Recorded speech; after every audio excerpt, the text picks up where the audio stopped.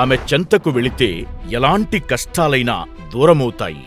స్ఫూర్తిదాయకమైన ఆమె మాటలు ఏ సమస్యలనైనా దూరం చేస్తాయి. చిరునవ్వుతో ఆమె అందించే సహకారం ఎలాంటి వారికైనా సాంత్వననిస్తుంది.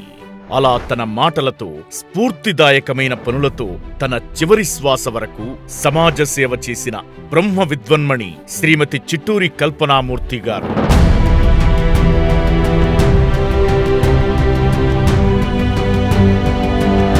పశ్చిమ గోదావరి జిల్లా దెందులూరులో శ్రీ బొల్లినేని సూర్యనారాయణ, అన్నపూర్ణమ్మ దంపతులకు నవంబర్ 5, 1946వ సంవత్సరంలో జన్మించారు. గుంటూరులోని సెయింట్ జోసెఫ్ కళాశాలలో బీఈడీ పూర్తి చేశారు. అనంతరం రాజమండ్రి వాస్తవ్యులు సత్యనారాయణమూర్తి గారిని వివాహం చేసుకున్న ఆమె 1969-71 సంవత్సరాలలో విశాఖపట్నం పెందుర్తిలో నివసించారు.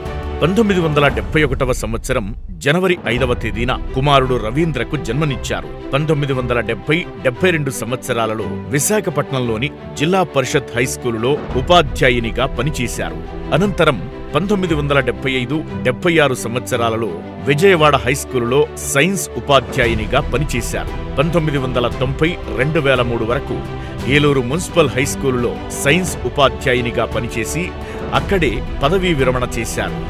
2004 సంవత్సరం ఏలూరులో బ్రహ్మర్షి పత్రిజీతో ఆమెకు తొలిసారి పరిచయం జరిగింది.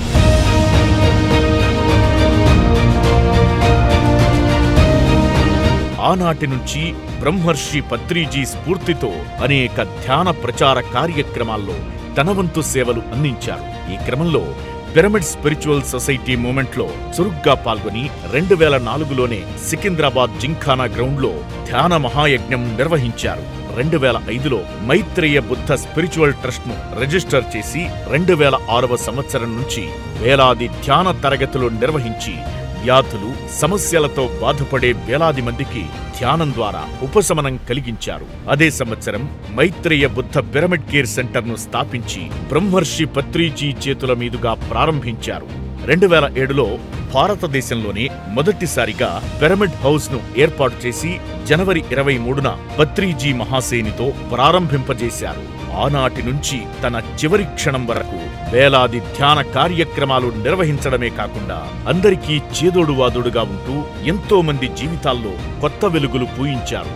అలాంటి మాతృమూర్తి, కరుణామయ్య అయిన శ్రీమతి చిట్టూరి కల్పనామూర్తి గారు మే నెల 6వ తేదీన భూలోకయాత్రను ముగించుకుని ఉన్నత లోకాలకు ప్రయాణమయ్యారు. తన జీవనయానంలో ఆమె చేసిన సేవలు అనన్యం, అనన్య సామాన్యం. ఆ త్యాగశీలికి, ఆదర్శమూర్తికి ధ్యానాంజలి.